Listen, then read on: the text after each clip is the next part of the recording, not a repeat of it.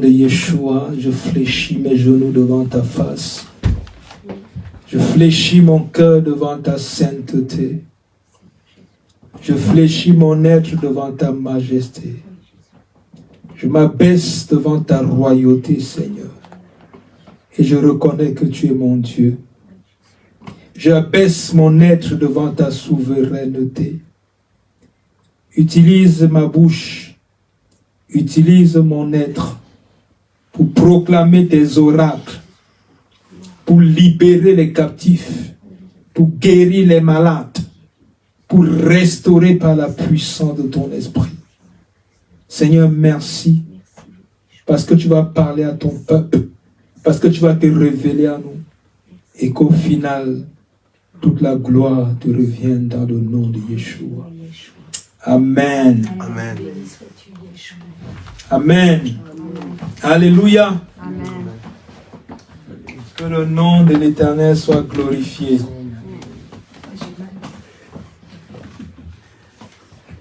Que son nom soit béni. La gloire du Seigneur autour de nous, au nom de Jésus-Christ. Grâce à lui, nous sommes encore vivants. Amen. Amen. Grâce à lui, comme disait ma sœur, c'est en espagnol que tu as dit ça? Égyptien. Égyptien? Et qu'est-ce que... Viens, tu peux me dire ce que ça veut... Tu peux redire ça dans le micro? Je dis quoi? C'est que tu as... Je dis quelques mots égyptiens? C'est que tu as parlé. Oui, viens. C'est que tu as dit là, tu as resté en... Alors, on aura de l'égyptien. Oui. Je parle égyptien, après, fais le traduire, si vous voulez. Oui, enfin, juste un mot. Qu'est-ce que... Allemand, on dit Alléluia. Ça, c'est international. Yahweh, Rafa, Elohim, El Shaddai, Adonai, Yusta'lan Huna al-An, c'est-à-dire Jésus avec tous les noms de la gloire de lui. Il vient ici, il remplit la place pour nous à notre cœur. Amen. Yeshua bihibbukum, c'est-à-dire Jésus vous aime par égyptien. Yeshua bihibbak. Amen. Amen. Amen. Merci. Amen. Je voudrais prier pour l'assemblée avant votre culte, pour vous. Vous Allez-y. voulez? Allez-y. Je le sens, alors je le fais. Alors, Maintenant, je me pose plus de questions. Un endroit libre où la Vous liberté de m'autorisez, l'esprit. pasteur. Seigneur mon Dieu Tout-Puissant, Dieu d'Abraham, d'Isaac et de Jacob, Amen. nous sommes là tous réunis. Ce n'est pas le nombre qui compte, Seigneur, parce que tu nous l'as dit, Jésus, même quand 2 ou 3 sont réunis en ton nom, tu es là au milieu de nous. Amen. De tout mon cœur, Jésus, je te demande, Seigneur, d'être le maître de cérémonie. Alléluia. Je ne veux pas que ce soit les hommes qui parlent selon leur intelligence, Oh, yes. selon leur affect, selon leur désir, Amen. mais je veux que ce soit des instruments et que ce soit toi le maître de la cérémonie. Alléluia. Seigneur Amen. Yeshua, de tout notre cœur, Seigneur, nous avons soif de toi. Oh, yes. Nous voulons te servir, Jésus. Nous ne voulons pas être des chrétiens tièdes, ni même des chrétiens juste de nom, Jésus, mais nous voulons être de véritables disciples de Christ. Et tu nous l'as dit, Jésus. À quoi reconnaîtra-t-on qu'on est tes disciples? Déjà, à l'amour que nous nous porterons les uns pour les autres, et aussi parce que tu nous demandes l'humilité et l'obéissance à ta parole, Jésus, à tes commandements, Seigneur. Alors rends-nous humbles, Jésus. Apprends-nous à t'obéir, Jésus. Et je te demande et nous te demandons, Jésus, donne-nous de t'aimer encore plus. Donne-nous de t'aimer d'un amour fou. Non pas juste de dire que nous t'aimons ou gloire à Jésus, mais que nous t'aimons, Seigneur, de tout notre cœur, de toute notre force, de toute notre âme. Oui, Jésus, et de tout notre esprit, nous te le demandons. Jésus, fais de nous tes servants et tes servantes, Seigneur. Nous voulons être de véritables disciples de Christ. Nous voulons être des soldats, Jésus, et marcher dans ton armée, Seigneur. Nous voulons être remplis de l'Esprit Saint, afin que partout où nous allions, Seigneur, non pas nous, Seigneur, mais qu'on puisse voir ta gloire à toi, Seigneur, que nous puissions véhiculer, communiquer, Jésus, ton amour, ta paix, ta joie. C'est un honneur, Jésus, parce que nous qui étions que des petites brebis égarées, nous qui étions si pauvres, embourbés dans nos péchés, dans les ignominies, tu n'as pas hésité, Jésus, à venir nous chercher. Tu n'as pas hésité à laisser les 4 99 brebis pour nous venir nous chercher chacune. Et aujourd'hui, c'est un honneur, c'est un bonheur sans nom, c'est un privilège que l'on veut crier au monde entier. Nous voulons que la Paris, nous voulons que l'Île-de-France, nous voulons que la France se réveille et que tout genou fléchisse devant toi. Seigneur, que cette assemblée avec le pasteur, le pasteur Séverin, eh bien que tu puisses faire grandir son église, que ce soit l'Esprit Saint qui dirige cette église. Oui, Jésus, nous te le demandons de tout notre cœur, de toute notre force. Et Jésus, je veux t'aimer 1 million de milliards de billions de fois plus, Seigneur. Gloire et honneur et bénis toutes les personnes qui sont ici. Que chacun reparte ce soir avec quelque chose de toi, Jésus, et que nous repartions transformés. Fais-nous croître dans la sanctification et dans la maturité spirituelle. Et la foi, Seigneur, car sans la foi, nul ne verra le Seigneur. Amen. Gloire et honneur à toi, Jésus. Je t'aime. Amen. Je te dis la même chose qu'il a prié pour l'Égyptien.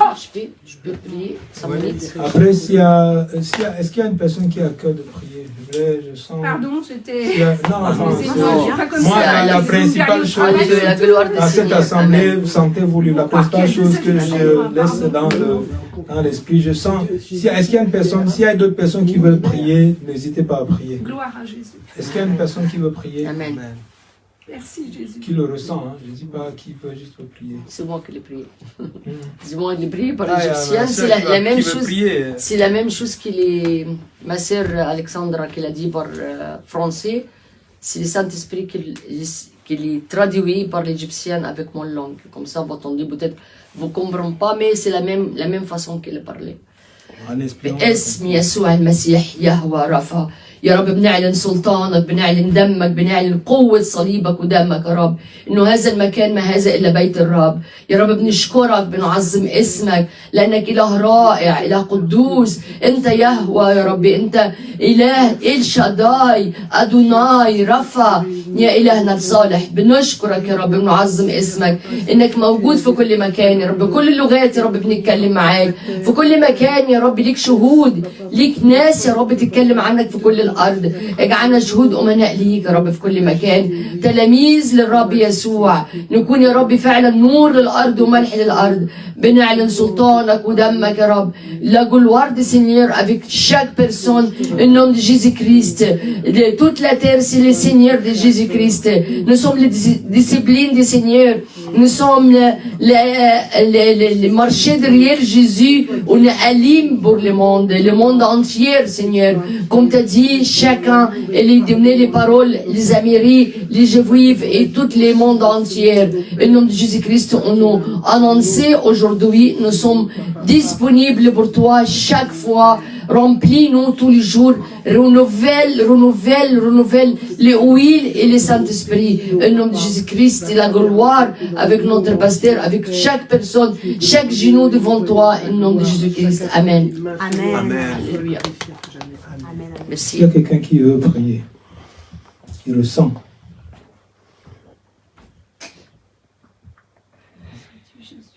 On va commencer donc. Alors, permettez-moi de mettre.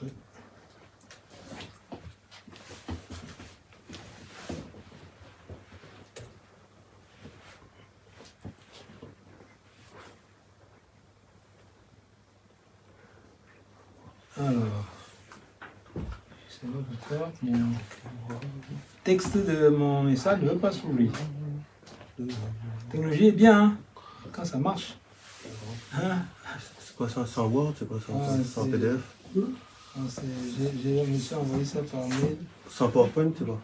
Non, c'est... je pense que le fichier est un peu corrompu. C'est à cause de ça. C'est quoi comme fichier, c'est PDF? C'est un fichier Word, simplement. C'est en Word? Alors, donc, alors il est là, je l'ai pris. Alors, donnez-moi juste un instant. Bon.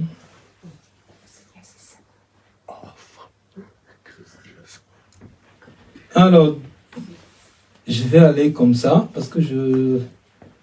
Voilà, donne-moi juste un instant. Tu peux... Ah oui, il est là. Sous les yeux, quoi.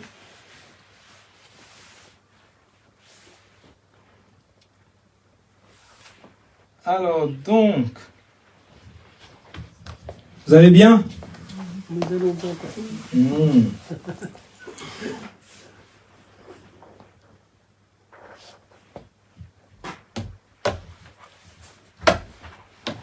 Alors, le thème que je vais aborder cet après-midi, j'aimerais que tu sois très attentif.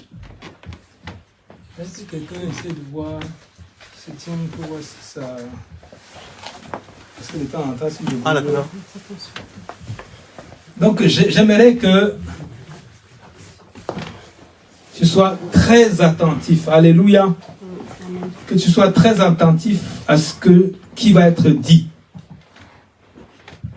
Le thème de mon message, c'est la maison ou la délivrance de l'ego. C'est quoi? Vous voulez pas... Les petits enfants, hein? Il a dit, soyez comme les petits enfants. Si on dit répétez, vous répétez ça. Hein? C'est ça les enfants. Le thème c'est quoi? La maison ou la délivrance de l'ego. Vous savez, j'aimerais qu'on soit très attentif à une chose. Alors, j'aimerais eu besoin de quelque chose pour poser... parce que le pupitre est quand même assez bas. Parce que je suis quand même un peu très grand. Il n'y a pas un truc... Ah, et voilà, mon fameux... Ça, là, vous voulez? Oui, fameux... Est-ce qu'elle va savoir... tu peux aider Aline? Donnez à Marie-Aline, elle va savoir comment mettre ça. Pas trop, non, mais on C'est ça. va y aller. Je pense que c'est télescopique. Alors, il est dit souvent, dans la pensée hébraïque, parce que l'un des objectifs, ou bien l'une des choses qui est dans cette œuvre, dans ce ministère, comme j'ai dit, chaque ministère a son orientation, a quelque chose que Dieu a posé dans son cœur. Et l'une des choses les plus importantes, c'est que c'est la foi chrétienne dans l'arrière-plan de ce qui a été donné. Les Écritures ont été écrites en hébreu. Et donc, ce qui fait que, pour comprendre un certain nombre de choses, je vais vous dire, on dit souvent que si vous voulez avoir le livre le plus important dans la Bible, quoique les livres, tous les livres sont importants, ne me comprenez pas, il n'y a aucune chose que Dieu dit qui est moins important. Tout ce que Dieu dit a une importance capitale. Alléluia. Dieu ne parle pas pour parler. Ce que Dieu, quand Dieu dit, vous n'avez pas un endroit dans la Bible ou bien même dans le Nouveau Testament où Yeshua a parlé en disant, après il a dit à ses disciples, c'était une blague. Il n'y a pas d'endroit pareil. Ah, excusez-moi, c'était une plaisanterie. Non. Il n'y a pas un endroit où il a parlé pour plaisanter. Parce que toutes les paroles de Dieu sont puissantes. C'est pas le bas que ça puisse. Il faut juste oublier et faire descendre par le bas. Toutes les paroles de Dieu sont importantes. Toutes les paroles de Dieu sont capitales. Donc j'aimerais que tu prêtes, toi qui es là, et bien toi qui nous regardes en ligne, écoute bien ce message parce que je sais que le Saint-Esprit va amener une délivrance spéciale dans ton âme, dans ton esprit, dans ton être, au travers de ce message. Parce que quand je priais, quand j'étais devant l'Éternel, il m'a principalement mis cela. C'est venu comme, vous savez, comme une injection, quelque chose qu'on injecte dans l'esprit.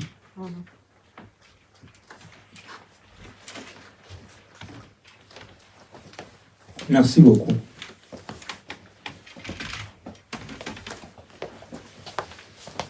Quelque chose qu'on injecte dans l'esprit. Et donc, j'étais en train de dire, on dit souvent que si vous voulez connaître le livre qui est le plus important dans la Bible, en termes de fondation, pas en termes de révélation, Parce qu'en termes de révélation, tout ce qui est dans la Bible est très important, est une importance capitale. Je préfère réitérer ça pour que vous ne compreniez pas mal. On dit souvent que donc, si tu veux connaître le livre le plus important dans la Bible, il faut venir au premier livre de la Bible. Si tu veux connaître le chapitre le plus important, tu reviens au premier chapitre. Si tu veux connaître le verset le plus important, tu reviens au premier verset. Si tu veux connaître le mot le plus important, tu reviens au premier mot de la Bible. Parce que le premier mot, il est fondateur. En termes de révélation, Dieu bâtit. Nous sommes dans une œuvre. Et dans une œuvre, on commence d'abord par la fondation. Après, on pose la fondation, maintenant, on élève maintenant l'édifice. Donc, la fondation est très importante.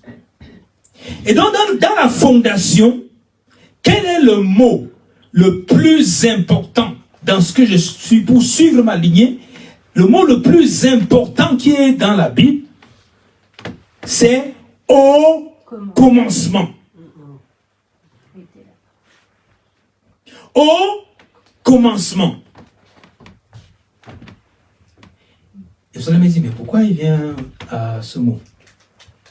Et vous savez, et comme j'ai toujours l'habitude de le dire, et je ne le redirai jamais assez, quand on lit la Bible en français, ou bien quand les exégètes français lisent la Bible, il y a un certain nombre de choses sur lesquelles on ne s'attarde pas.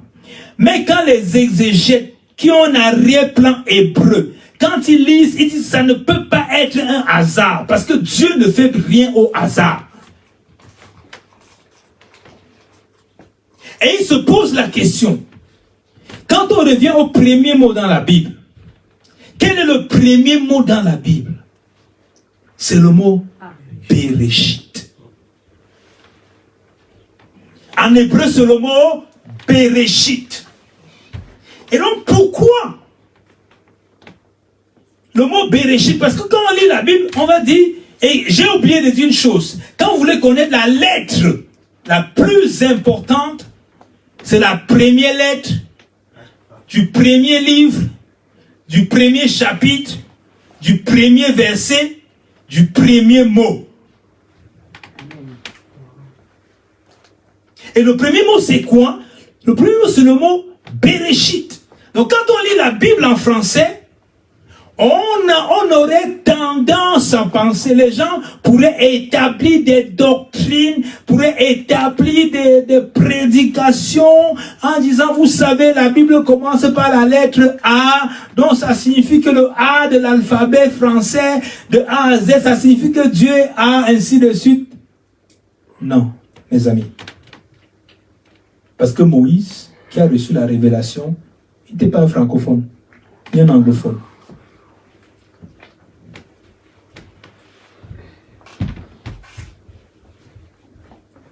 Et donc, le premier mot, c'est quoi? La première lettre, c'est la lettre B. Et donc, comme je disais tantôt, les exégètes hébreux, quand ils lisent, ils disent que non, attends, il y a un problème dans le premier verset de la Bible. Il y a un problème. Bien sûr, je mets les guillemets. Pourquoi? Parce qu'ils disent, on se dit, mais Dieu s'appelle le commencement et la fin. Le premier et le dernier. Dieu s'appelle le commencement. Donc ça signifie, puisqu'il dit au commencement Dieu. Donc si Dieu est au commencement des choses, ça suppose que même dans les Écritures, le premier mot qui devait commencer la Bible, ce serait le premier mot qui symbolise Dieu, c'est-à-dire la première lettre qui est le Aleph, qui est le A. Parce que Dieu s'appelle l'alpha et l'oméga. Et ça, c'est en grec. Mais en hébreu, puisque je dis que la Bible a été écrite en hébreu. C'est Aleph Aleph. Et Dieu s'appelle l'Aleph Tav. Donc ça suppose que pour les Écritures, on se serait attendu, puisque chaque lettre est rattachée à une valeur numérique. Donc ça suppose que la première lettre, c'est la lettre Aleph de l'alphabet hébraïque, comme de l'alphabet français. C'est le A, puisque l'alphabet français, je vous ai, en passant, pour ceux qui ne savent pas, l'alphabet français découle de l'alphabet hébreu, du moins de l'alphabet de la zone des Sémites. Puisqu'en français, on dit l'alphabet, n'est-ce pas? Vous savez que l'alphabet hébreu s'appelle l'alphabet. C'est venu de l'alphabet hébreu, puisqu'en hébreu on dit l'alphabet pour dire l'alphabet. Et en français on dit l'alphabet. Et donc, qu'est-ce qui se passe? Et donc, quand on voit cela, on se dit, mais qu'est-ce qui se passe? Pourquoi Dieu choisit de commencer les Écritures en se mettant de côté? Pourquoi Dieu choisit de commencer les Écritures en se mettant un peu en retrait? Puisque je vous fais signaler que la lettre bête, la deuxième, le B, même comme en français, la lettre bête, c'est la deuxième lettre. Comme je vous ai dit, en hébreu, chaque lettre est rattachée à une valeur numérique. Chaque lettre est rattachée à quoi? À une valeur numérique. Donc le bête, c'est la lettre 2. Dieu est Echad, il est seul, il est unique. Donc ça suppose qu'on devrait commencer par la première lettre qui symbolise Dieu. Mais Dieu se met en retrait. Vous savez pourquoi? Parce que Dieu voudrait s'associer. Parce que Dieu ne considère plus qu'il est tout seul. Il veut s'associer à sa créature afin de gouverner. C'est pour ça qu'il est dit dans Genèse chapitre 1 verset 26, faisons l'homme à notre image pour qu'il domine sur les éléments de la terre. Est-ce que vous comprenez? Et donc ça suppose que 2, c'est le symbole de l'unité avec une personne. Et c'est aussi pour cette raison que plus tard, Dieu va créer pour gouverner ce monde. Il va créer un couple. Il ne crée pas un individu. Il crée un couple. Adam et Ève. Les deux. Pourquoi Dieu fait ça? Parce que Dieu voudrait s'associer. Ce n'est pas que Dieu se gênait. Bien aimé, ce n'est pas que Dieu s'ennuyait au ciel. Parce que parfois on entend des prédications comme si Dieu a absolument besoin que les hommes soient sauvés. Oui, par son amour. Mais si aucun homme n'est sauvé, Dieu ne sera pas gêné au ciel. Il ne va pas s'ennuyer. Il ne va pas commencer à jouer aux échecs parce que il s'ennuie. Il joue aux échecs pour perdre un peu de temps. Non. Dieu s'appelle El Shaddai. Il se suffit à lui-même. Il n'a pas besoin. C'est son amour qui veut venir vers nous pour nous tirer. Mais en fait, Dieu n'a pas besoin. Parce qu'il se suffit lui-même. Parce qu'il est Dieu. Le commencement et la fin. Le premier et le dernier. Il se suffit à lui-même. Alléluia. Amen. Et donc, 2. Qu'est-ce que signifie bête? Pour ceux qui sont mes élèves dans la salle, hein?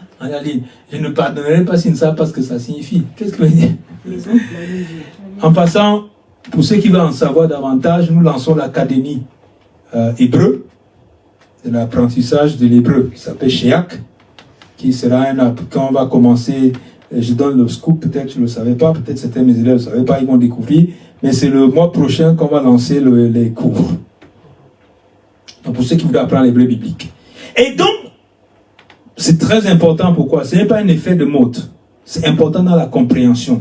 Aujourd'hui, il y a beaucoup d'égarements. Aujourd'hui, il y a beaucoup de doctrines qui pullulent dehors. Il y a beaucoup de choses. Vous savez, l'une des raisons pour lesquelles ça m'a fait, je suis revenu dans l'apprentissage. Je me suis dit, je veux enlever les lunettes gréco-romaines qui ont été mises. Je veux enlever celles et je veux revenir à l'originalité. Je ne veux pas de traduction, je veux revenir à l'authenticité de la parole. Parce que je suis certain que beaucoup de choses sont traduites, mais on passe à côté en le lisant en français. Comme ce que je vous dis. Par exemple, quand tu vas lire, tu vas dire la Bible commence par la lettre A. Alors que ce n'est pas le cas. La Bible commence par la lettre B plutôt. Et il y a tout un mystère parce que Dieu ne fait rien au hasard.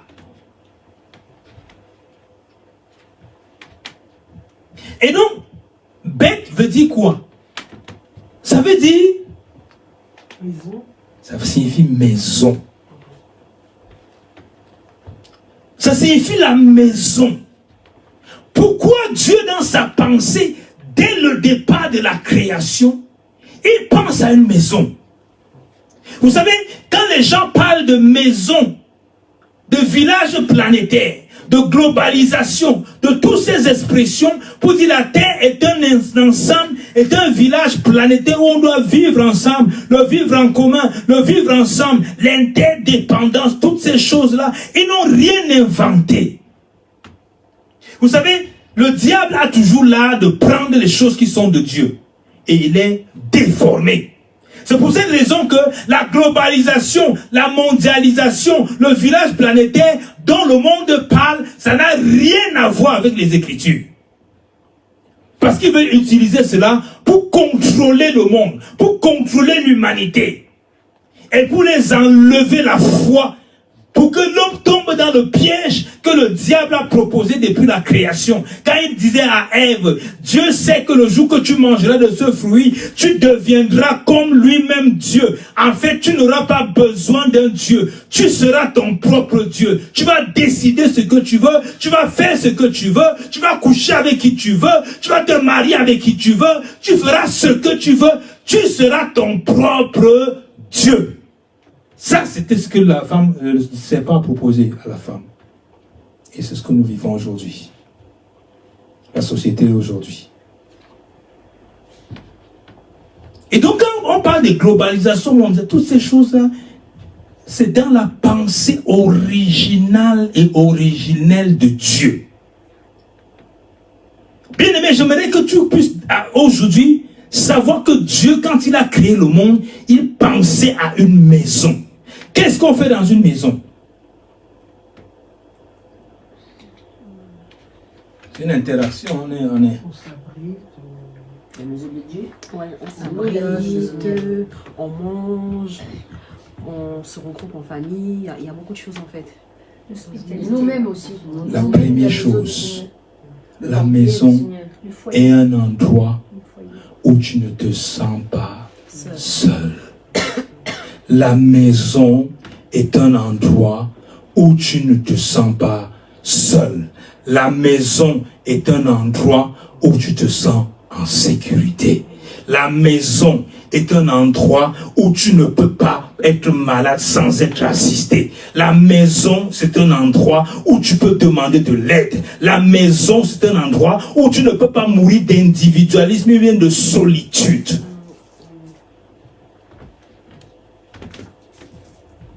Donc dans la pensée de Dieu, il a fait une interdépendance. Même au niveau de la création, même au niveau de tout ce qui concerne. Les poissons sont dépendants de l'eau, l'être humain est dépendant de l'eau, il est dépendant du soleil, il est dépendant d'un certain nombre de choses, il est dépendant des abeilles, il est dépendant des fruits, il y a une interdépendance, une interconnexion. Parce que dans la pensée de Dieu, c'est une pensée d'une maison. Et vous allez vous rendre compte que la notion de maison, elle ne va pas que transcender. C'est pour cette raison, c'est important, bien aimé. Peut-être vous ne mesurez pas l'importance de ce message, l'importance de la pensée de la maison. Vous savez, dans le monde occidental, Il y a un certain nombre de choses qui sont véhiculées. Mais sachez que dans la pensée de Dieu, si vous voulez revenir à la pensée de Dieu, à la pensée de Christ, je vais vous montrer. Peut-être vous dites que l'Ancien Testament. On va aller dans le Nouveau Testament. Vous allez voir une chose. Et comme je dis toujours, ce sont des expressions que j'aime jamais utiliser. J'utilise ça pour la compréhension.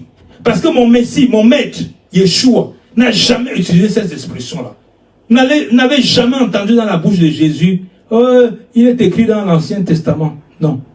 Il est écrit dans l'Écriture. Les Écritures. En passant, les notions d'ancien et de nouveau ont été inventées, surtout mis en avant par un père de l'église qui s'appelait Marcion, parce qu'il détestait, parce qu'il disait, vous savez ce que Marcion disait?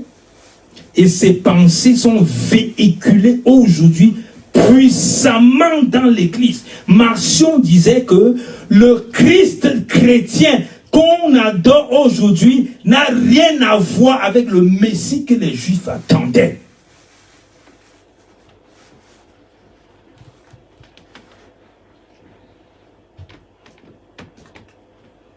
Et donc, il s'était donné pour mission de déjudaïser le Nouveau Testament. Voilà, je suis d'accord. C'était ça sa mission. C'est-à-dire qu'il fallait enlever toute expression qui a un peu trait à Israël. C'est pour ça que vous allez voir dans certaines traductions. C'était la Pentecôte, la fête des Juifs. Virgule. Quand vous allez dans la version en hébreu, vous n'allez pas voir cela. On sait que c'était Shavuot. On sait que c'était une fête qui était une fête juive. Donc l'insistance. Vous allez voir, chaque fois, il y a certaines insistances qui sont là. Parce que en lui, il y avait déjà ce relent.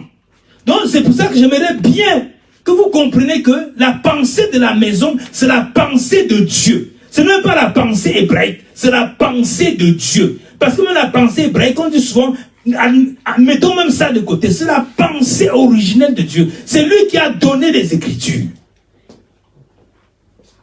Et évoluons, vous allez vous rendre compte. On va se rendre compte que même maintenant, vous savez comment on appelle le temple?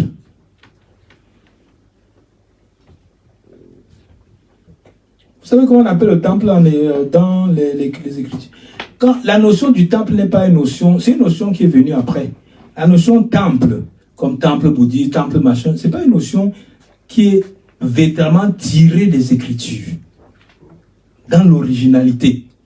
Parce que vous allez entendre les temples bouddhistes, les temples machin, les temples trucs, oui. Mais j'aimerais vous amener à une chose, c'est que quand vous lisez les Écritures en hébreu, la notion de temple, vous savez comment appeler le temple? Bet Amikdash. Bet Amikdash. Le temple dans les Écritures, le temple dans l'Ancien Testament, pour que vous compreniez ce que je dis, est appelé le Bet Amikdash.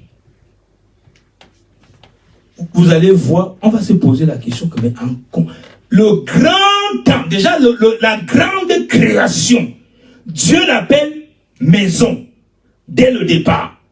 Après, le temple de Salomon qui était grand, le temple de Salomon, vous savez, certains historiens, on a découvert certains écrivains, certains historiens qui disaient, si vous n'avez pas vu le temple de Salomon, vous n'avez rien vu d'aussi beau dans votre vie. Parce qu'en effet, le temple de Salomon était très beau. Mais on appelle le temple, jusqu'à présent, les juifs continuent d'appeler, vous allez voir en hébreu, le Bet Amikdash. Il y a encore la notion de quoi? Bête. Maison. Parce que Amikdash, c'est consacré, mis à part. Ça vient de la racine trinitaire pour les étudiants. Ça vient de Kadosh. C'est-à-dire un lieu qui a été séparé. Un lieu consacré qu'on a mis à part. Une maison dans laquelle les choses sont consacrées, sont mises à part. Donc on voit que même la notion de maison revient.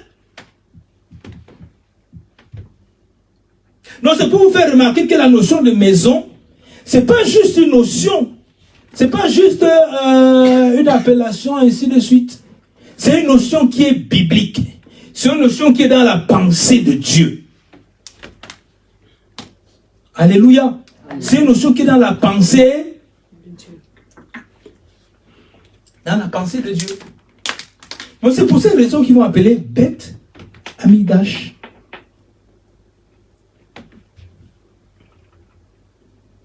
Qui est la maison sacrée, maison sainte, lieu séparé pour le sacré. Lieu séparé, c'est ça que veut dire Amidash, lieu séparé pour le sacré.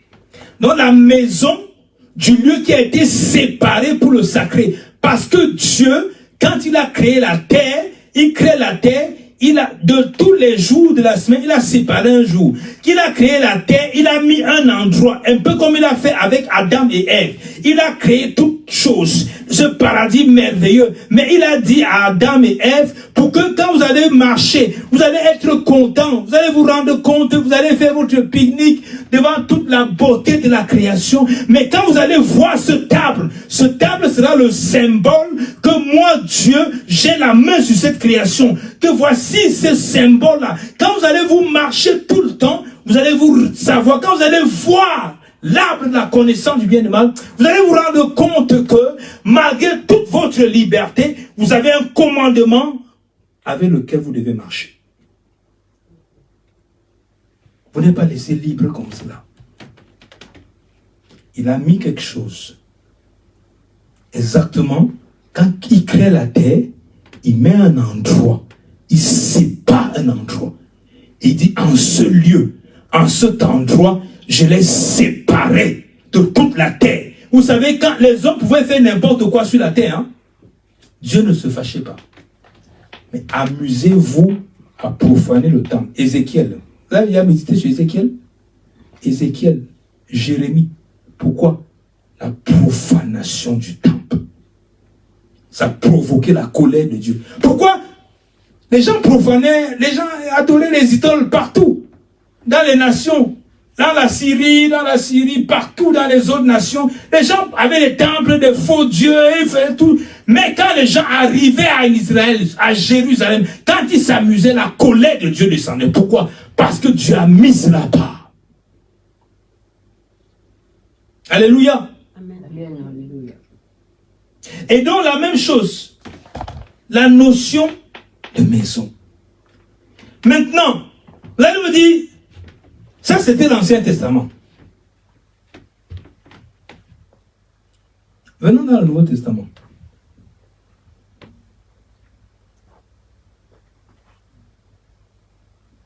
La notion de maison va continuer même dans le Nouveau Testament.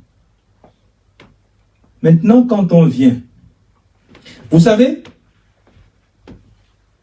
je me suis posé la question. C'est ça qui m'a, ma soeur, c'était là, petite soeur. C'est ça qui m'a un peu touché. Je me suis dit, mais attends, peut-être il y a des choses que ces personnes-là comprennent, ces juifs-là comprennent, qu'on ne comprend pas. Parce que quand on voit la Bible, on voit que les notions de la maison, ça revient. Pourquoi Dieu insiste sur la maison? À la création, c'est la maison. Le temple, il appelle ça maison. Et même quand aujourd'hui, vous savez, les maisons d'études, où les gens se réunissent en Israël pour étudier, vous savez, ils appellent ça le Beth Midrash, la maison d'études. Pourquoi la notion de maison? Et quand Jésus, Yeshua, notre Messie, quand il allait naître, vous savez où il est né? Vous savez comment Bethléem s'appelle? La maison du pain. Bethléem.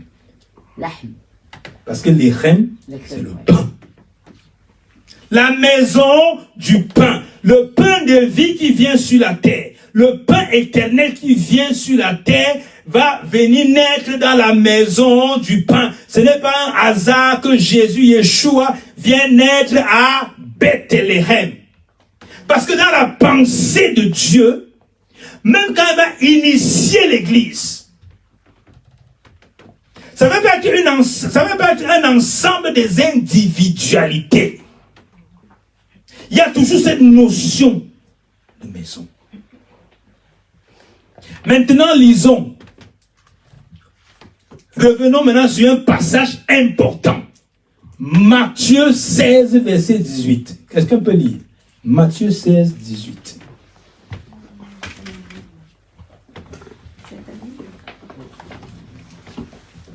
Matthieu 16, 18.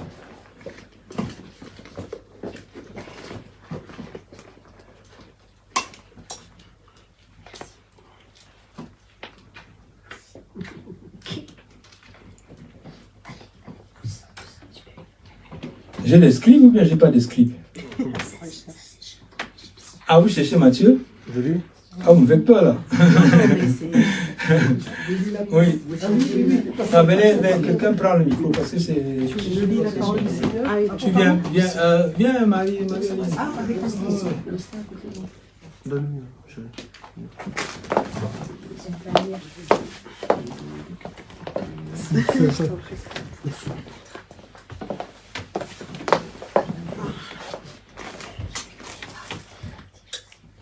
Matthieu 16, 18. Je lis la parole du Seigneur. Est-ce qu'on peut se tenir debout, s'il vous plaît? Tenons-nous debout. Tenons-nous debout. Tout le monde debout. Est-ce qu'on va lire la Bible? Quand on lit la Bible ici, tout le monde doit être debout. C'est vrai. C'est un signe de respect. Toujours le respect du Seigneur. Ah, c'est la parole du Père. L'Éternel. Et moi, je te dis que tu es Pierre, et que sur ce rocher, je construirai mon église, et les portes du séjour des morts ne l'emporteront pas sur elle. Amen. Est-ce qu'on peut s'asseoir? Merci.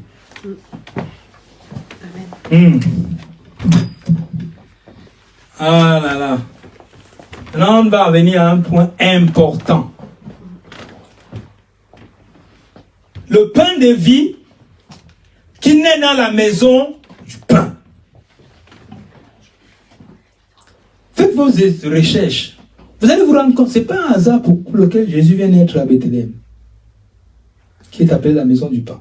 Je vous ai dit, Dieu ne fait rien au hasard. Le hasard, ça n'existe pas. Le hasard, c'est le diable. Ça n'existe pas chez Dieu. Chaque chose que Dieu fait a un objectif. C'est pour cette raison que même les miracles qui ont été rassemblés dans la Bible, dans le Nouveau Testament, dans la nouvelle alliance, ce qui a été rassemblé, ce sont des miracles qui ont un enseignement derrière. Parce que Jean dit que si on voulait mettre tous les miracles qu'il a fait, il n'y a aucun livre sur la terre qui contiendrait tout cela. Et donc, dans la notion, on voit notre Messie, il dit, je bâtirai mon église. Alors, j'aimerais que vous et moi, on soit tous d'abord d'accord que Jésus n'a pas parlé en français. Est-ce qu'on est d'accord jusque-là? Merci. On a déjà évolué. Montons encore d'un coup. Est-ce que Jésus Yeshua parlait en anglais? Non. Mais il connaissait tout. Il connaissait tout. Il connaît toute la langue, mais lui, il parle hébreu, je crois. Araméen. Alors, Yeshua, il parlait deux langues. Il parlait l'hébreu, il parlait l'araméen. Oui, vous allez me dire, oui, il connaît, oui, évidemment, enfin, il connaît toutes les langues, je veux dire. Mais il avait des interlocuteurs. Bah, si je viens ici, là, je commence à vous parler en ma langue Yemba. Hein? Si vous dites Aleko, vous n'allez pas savoir. Alors qu'Aleko veut dire. Voilà. Oui, ça c'est ma langue. Donc si je viens devant vous, je commence à parler en ma langue, vous allez me regarder comme un chien devant la télé.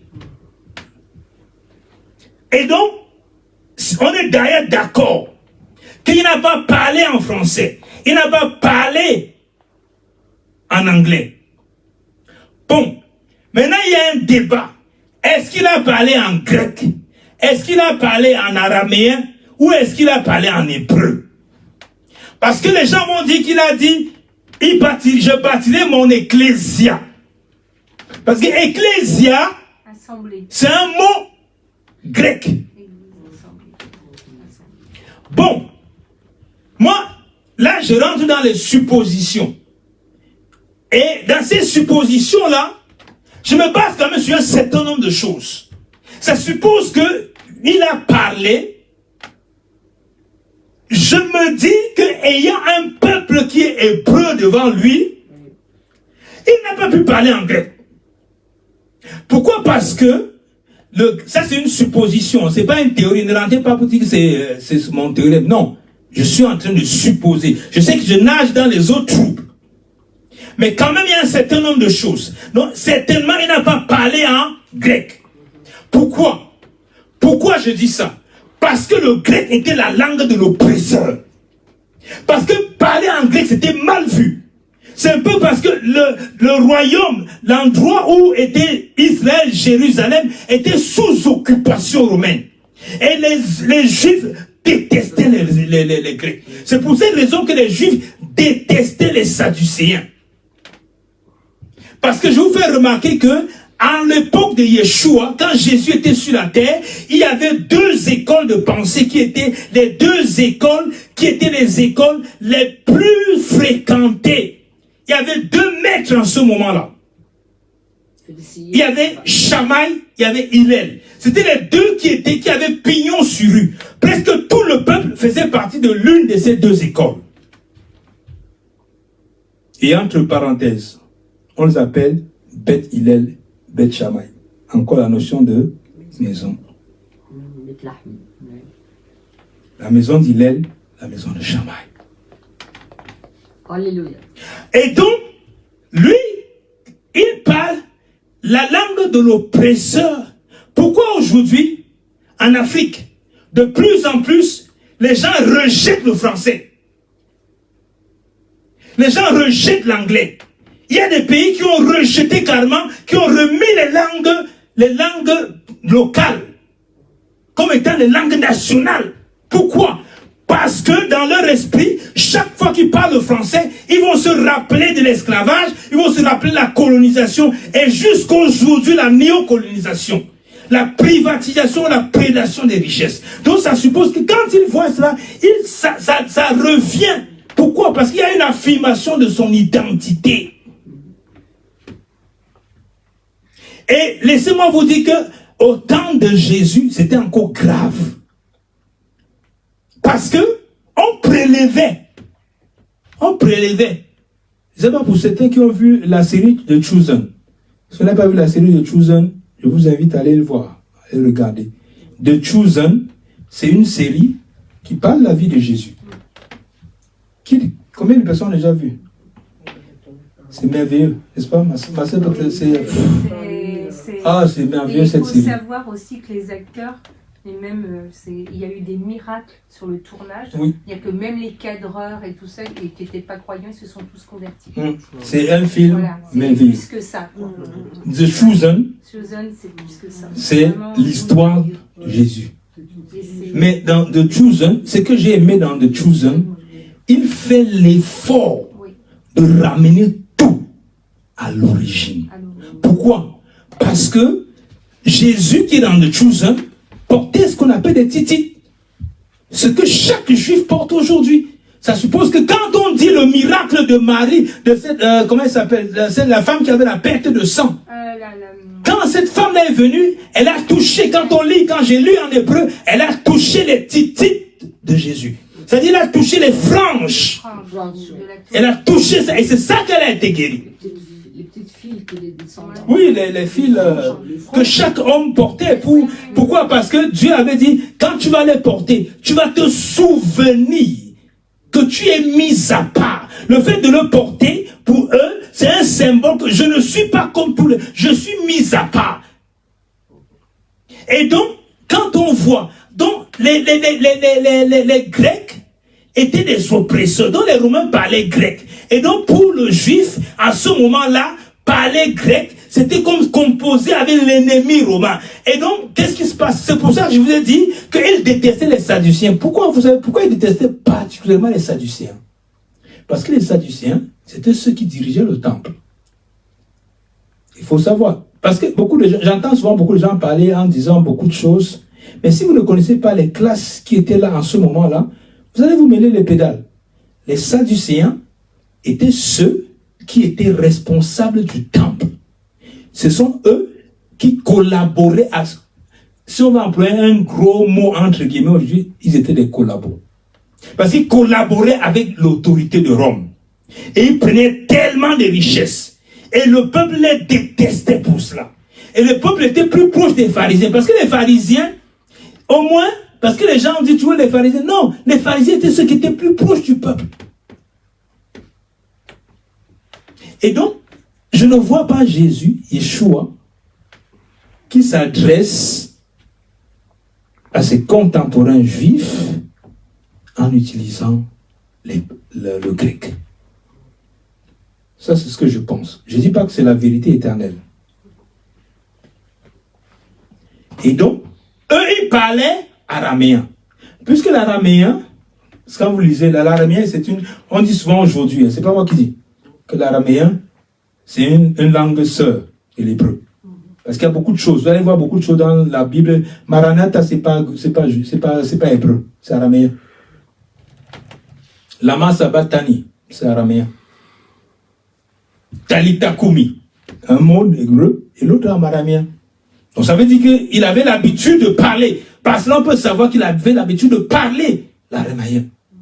Et donc ça suppose que si on revient dans l'araméen ou l'hébreu, donc on pourrait se dire, on pourrait s'avancer à dire que Yeshua, il a utilisé, pour parler le mot église, il a utilisé soit le mot klal, il a utilisé soit le mot keila, ou il a utilisé le mot soit Bet Knesset, la maison de l'assemblée.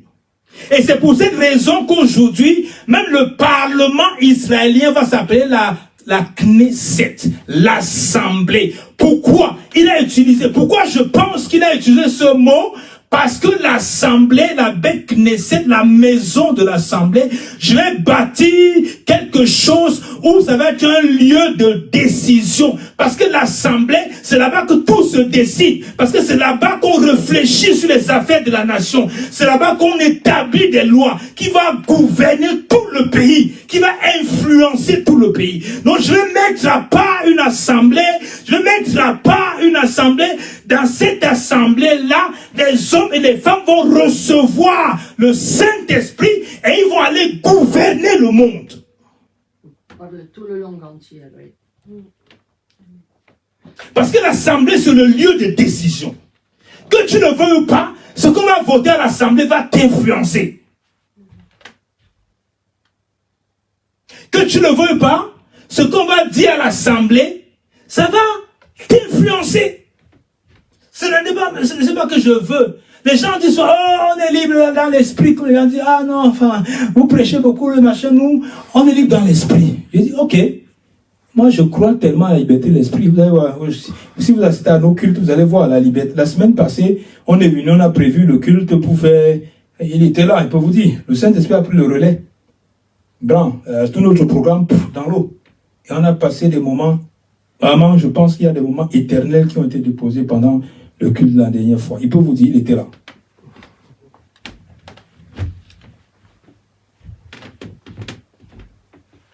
Il dit souvent aux gens que ça n'est pas juste de l'esprit. Pourquoi? Parce que l'esprit et la parole sont d'accord.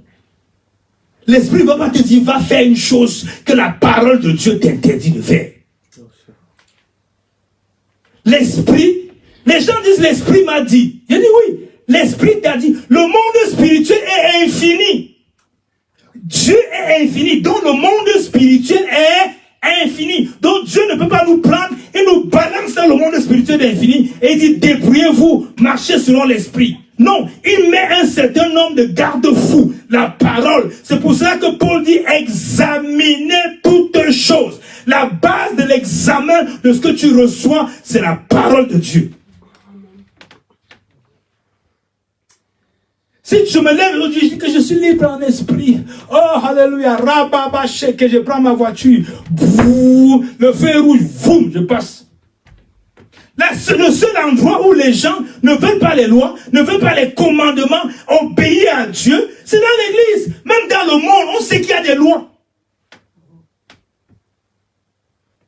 Prends ta voiture, tu dis que tu es libre en esprit, tu démarres, tu avances, tu traverses le feu rouge, tu vas voir ce qui va t'arriver. 4 points à moins, fiou. Ou même un accident grave, la vie, Un accident ou 4 points à moins. ou la mort. Donc tu ne peux pas te dire, tu prends la voiture, vous, oh l'esprit, tu traverses le feu rouge. Non, il y a des lois.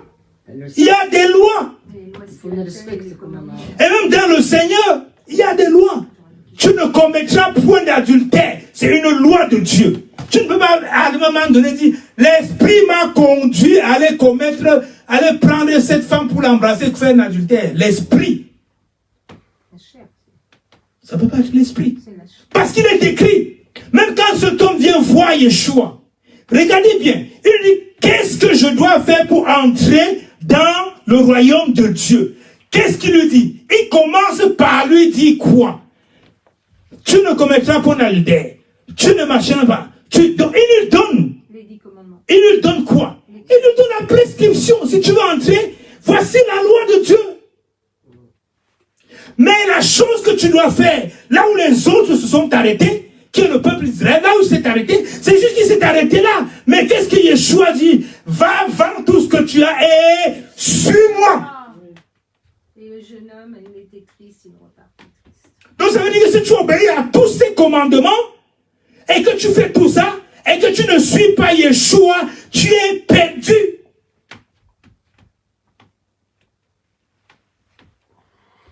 Tu es perdu. Obéis à tous les commandements. Fais tout ce que tu veux. Rejette Yeshua, rejette Jésus, tu es perdu. Comment tu vas faire pour arriver chez Dieu?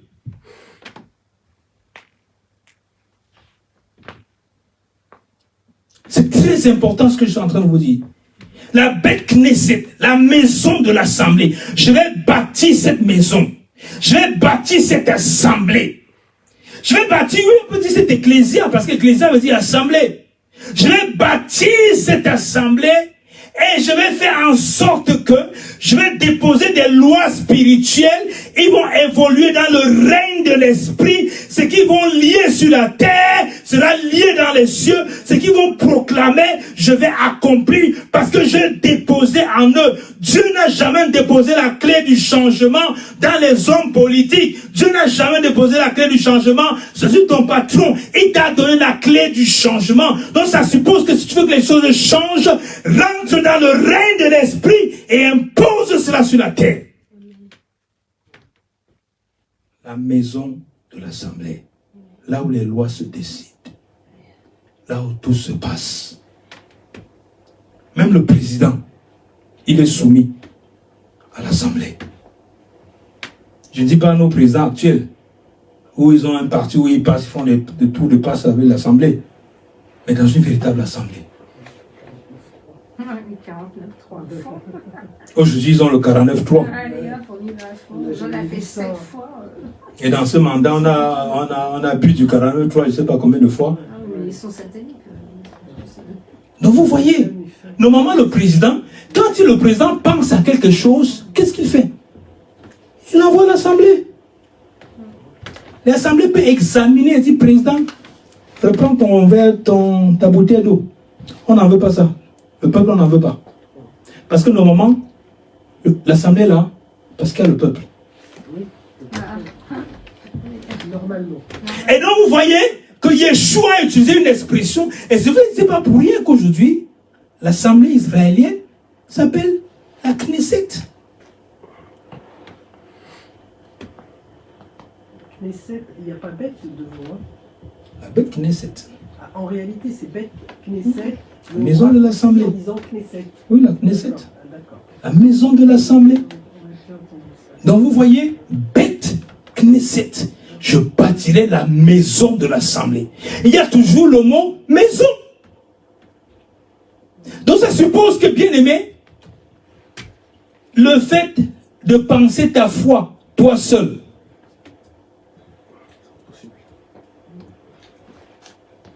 le fait de te dire, j'ai pas besoin de mon frère, Je n'ai pas besoin de l'autre. Ça, c'est une chose. Aujourd'hui, qu'est-ce qui se passe? Regardons la bête Knesset de l'Éternel, la maison de l'Assemblée de Dieu, qui est l'église de Dieu. Aujourd'hui, qu'est-ce qui se passe exactement? Vous savez, il y a un passage qu'on va lire dans Matthieu 25. Et ça, c'est un passage très important.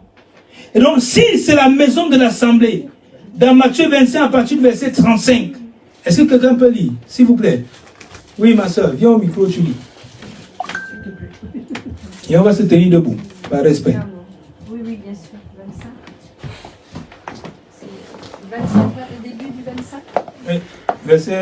Oui, verset 35. 25, verset 35. Ah oui, d'accord. C'est pas la mienne. 24, 28, 35. Ok, j'y suis. En effet. Pardon. Je vais être attendez, parce que c'est 25, 35. De toutes les façons, on a presque terminé. On y va vers la fin. En effet, j'ai eu faim et vous m'avez donné à manger. J'ai eu soif et vous m'avez donné à boire.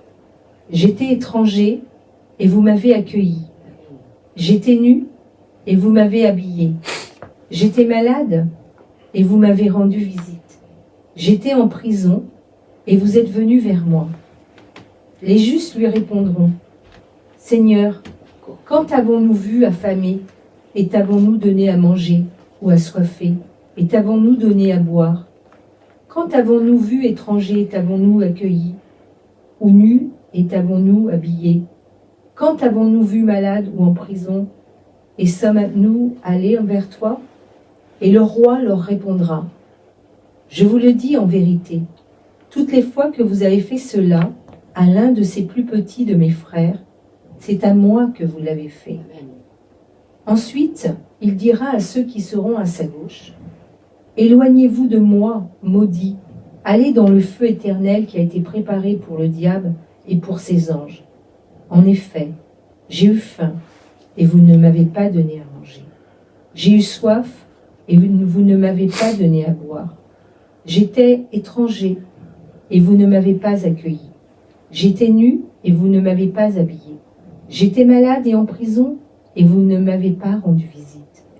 Ils répondront aussi, Seigneur, quand avons-nous vu affamé ou assoiffé ou étranger ou nu ou malade ou en prison et ne t'avons-nous pas servi? Et il leur répondra, je vous le dis en vérité, toutes les fois que vous n'avez pas fait cela à l'un de ces plus petits, c'est à moi que vous ne l'avez pas fait. Et ils iront à la peine éternelle, tandis que les justes iront à la vie éternelle. Amen. On peut s'asseoir.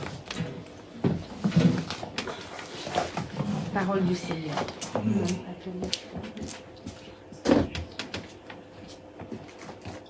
La pire chose pour laquelle je prie que Dieu me donne l'autorité pour renverser. Et il nous a donné l'autorité.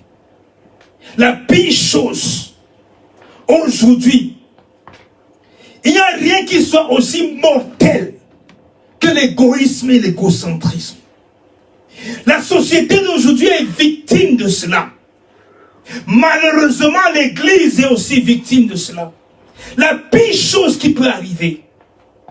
Vous savez, il y a tellement de souffrance. Le diable s'est levé. Vous savez, quand il y a eu le Covid, vous savez comment on a appelé les mesures médicales, les mesures sociales et tout, les mesures de protection, la distanciation sociale.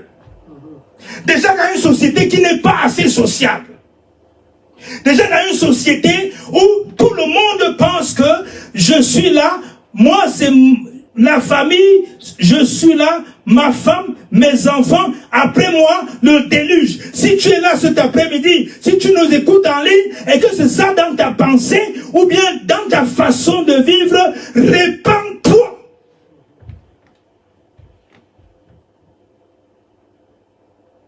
Et aujourd'hui, on se rend compte qu'il y a des gens, comme je disais souvent, comme je partageais avec ma femme, je lui disais, Vous vous rendez compte? Aujourd'hui, les gens se plaignent de vieillis qui sont tout seuls.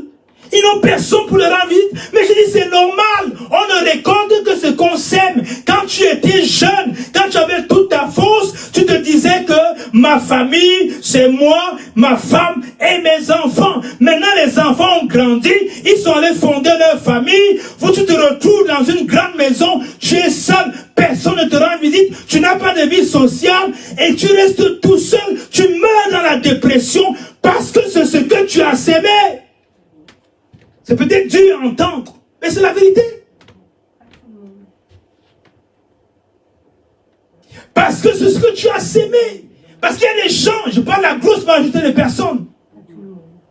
Donc tu restes là comme ça, tu es là, tu meurs dans la solitude. Il n'est pas tard, parce que Dieu te donne l'occasion, Dieu nous accorde toute l'occasion de nous repentir.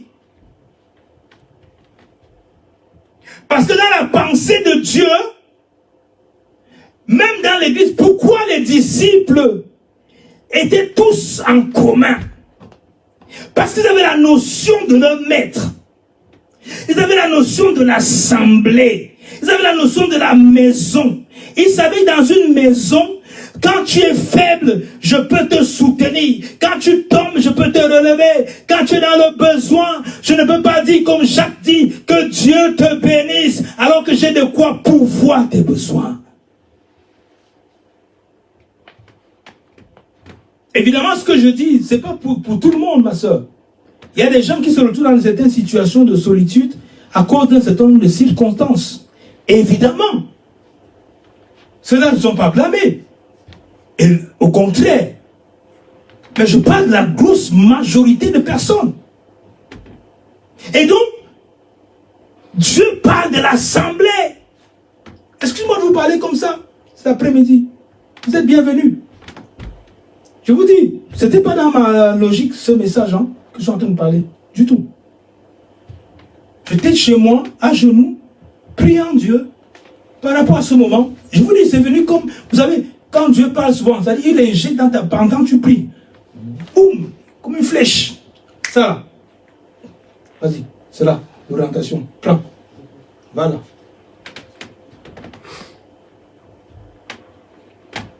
Donc ce n'est pas un message humain que tu vas saisir pour ta délivrance.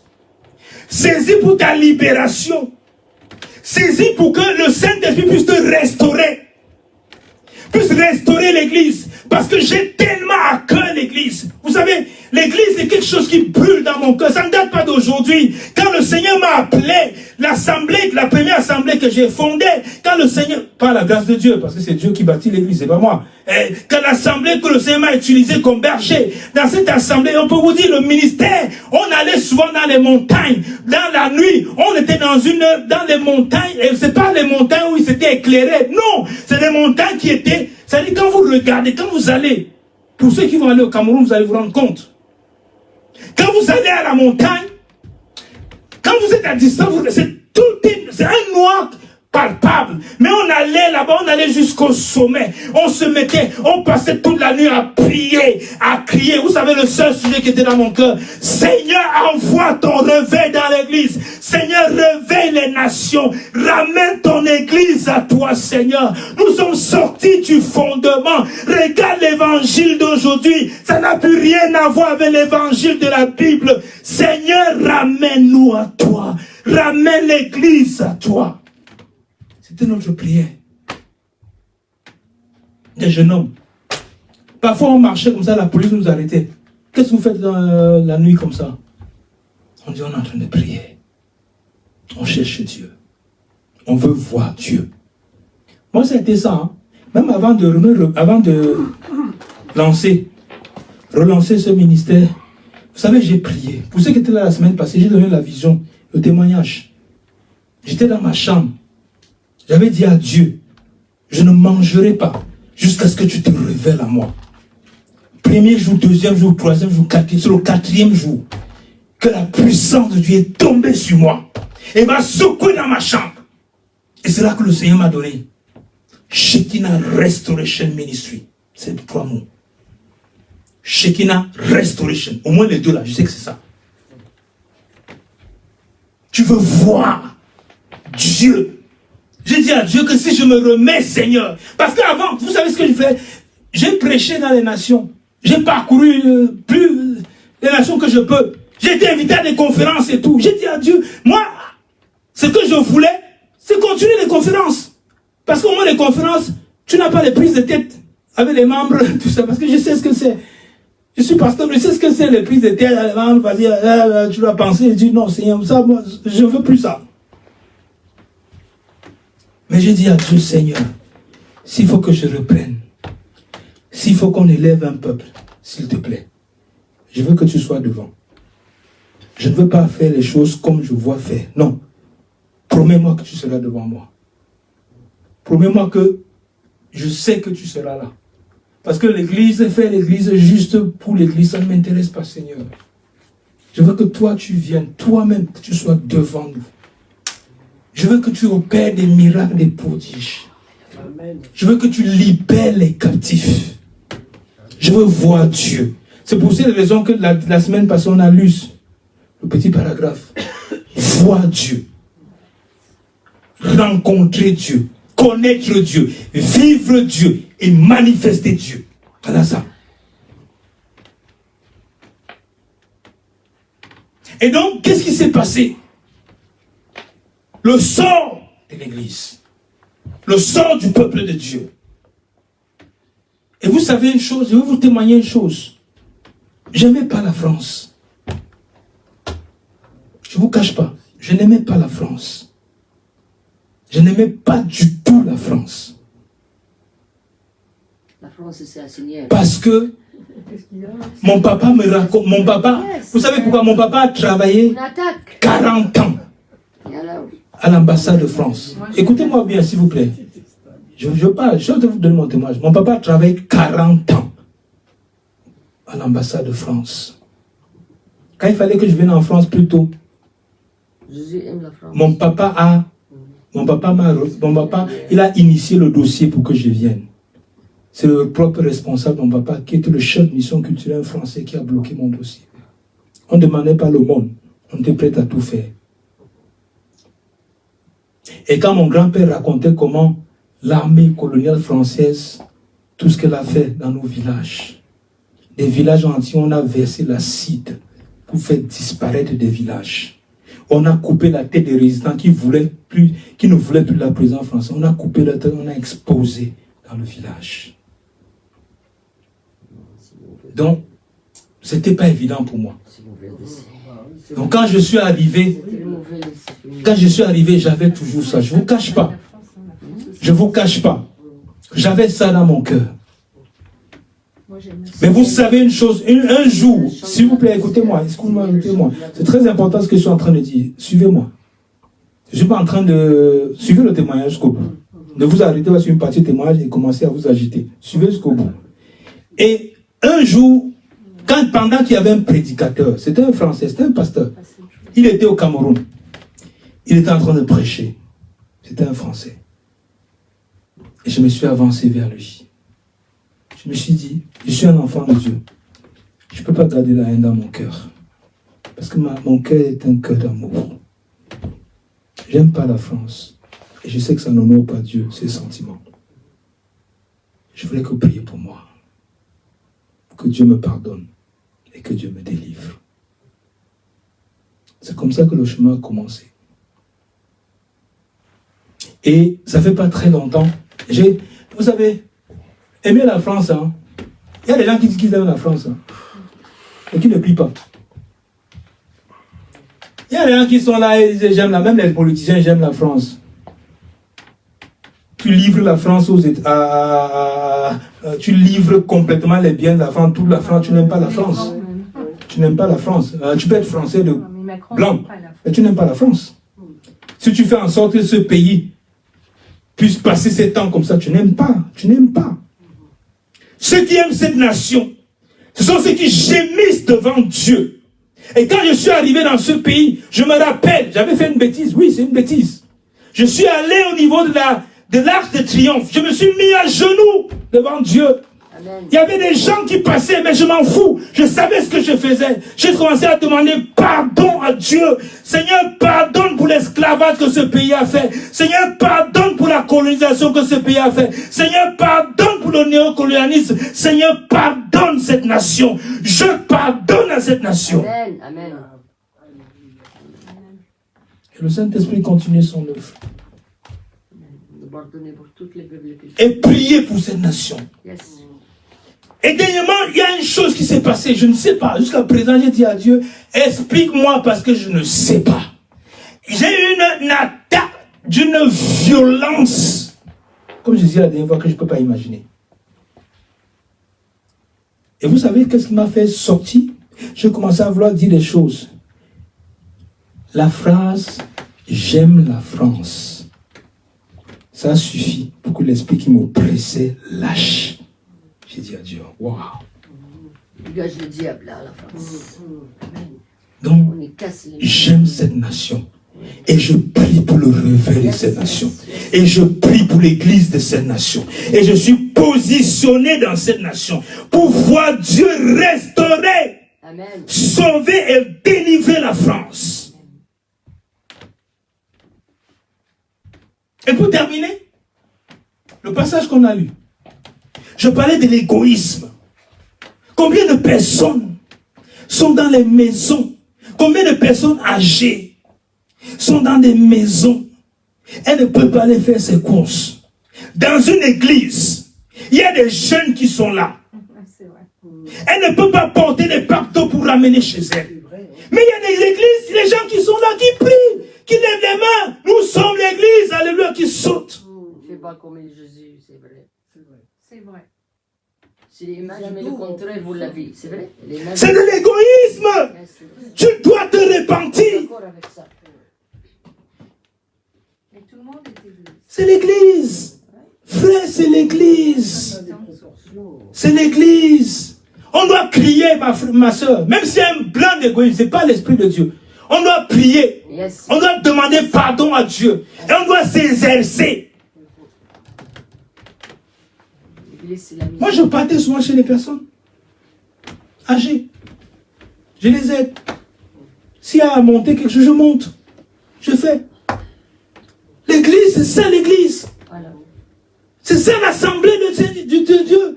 C'est pas la solitude. Combien de personnes meurent seules chez elles? Il n'y a personne pour leur rendre visite. Pire encore, si elles n'ont pas l'offrande qui va avec. Et vous savez, pour terminer sur ce passage, qu'est-ce que Yeshua a fait? De sauver tout le monde, de les pardonner. Regardez le passage Matthieu 25 qu'on vient de lire. Vous savez pourquoi il a condamné ceux qui étaient à sa gauche? Pas parce qu'ils avaient fait quelque chose. J'avais faim, j'avais soif, j'étais en prison. Justement, pas parce qu'ils ont fait. Ce passage-là, j'ai eu un choc sur ce passage. Je le lisais toujours, mais j'ai eu un choc en me disant, après je me suis posé, mais pourquoi il les a condamnés? Ils n'ont pas menti, volé, n'ont rien fait. Il les a condamnés justement parce qu'ils n'ont rien fait. Justement parce qu'ils n'ont rien fait. Il y avait la misère autour d'eux. Il y avait les gens qui ont faim. Il y avait les gens du peuple de Dieu d'abord. Parce qu'il s'agit d'abord du peuple de Dieu. Parce qu'il dit, si vous donnez un verre d'eau à l'un de ces plus petits qui croient en moi, c'est à moi que vous l'avez fait. Amen. Justement parce qu'ils n'ont rien fait. Parce que ils étaient insensibles à la douleur des autres. Insensibles à la situation des autres. Et c'est la même chose avec les deniers. Il a donné 1, il a donné 2, il a donné 5. Le 5, qu'est-ce qu'il a fait? Il a pris son talent, il a multiplié pour faire bénéficier les autres. Mais le dernier, qu'est-ce qu'il a fait? Il a pris son talent. Je vais rester avec. Ah, je ne vais rien faire avec. Je vais rester avec. Il est caché. L'insensibilité, frère. On a besoin de Dieu. Nous avons besoin de Dieu. On a besoin que Dieu brise le cœur dur. Le cœur dur. Vous savez, il y a une chose. Il y a une chose que mon apôtre, qui est mon mentor, Il a prêché quelque chose dernièrement qui m'a beaucoup touché. Vous savez ce qu'il a dit? Il a dit, et je vais le répéter, il a dit que la grille d'évaluation de Dieu au ciel ne sera pas en fonction que tu sois grand ou petit, homme d'affaires, millionnaire, pauvre, homme de Dieu, archibishop, interplanétaire qui ne traite qu'avec des planètes, plus avec des hommes, parce que tu es tellement haut. Quel que soit le titre que tu as, archibishop, tout ceci, cela, il y a une seule grille d'évaluation. Bon et fidèle serviteur. Rentre dans la joie de ton maître. La grille d'évaluation, elle est pour tout le monde. Homme d'affaires, pasteur, évangéliste, n'importe quoi que tu sois dans l'église, la grille d'évaluation, est-ce que tu as été bon? Est-ce que tu as été fidèle? Bon, fidèle serviteur, rentre dans la joie de ton maître. Bon, est-ce que ton cœur est bon? Est-ce que ton cœur est dur? Tu dis non, pasteur, vous savez, oh, j'ai trop fait du bien, les gens m'ont eu. Qui n'a pas été trahi? Qui ici n'a pas été trahi? Tout le monde a été trahi. Mais ça ne me donne pas l'autorisation de fermer nos cœurs. L'individualisme, l'égoïsme, c'est un mal qui tue, qui détruit. Frère, est-ce que tu peux décider aujourd'hui de reformer l'église de Dieu? D'être cette maison de l'assemblée de Dieu. Après, on va prier. Est-ce que tu peux mettre fin en direct? Que Dieu vous bénisse pour ceux qui nous suivez. Que Dieu vous agisse dans vos vies pleinement.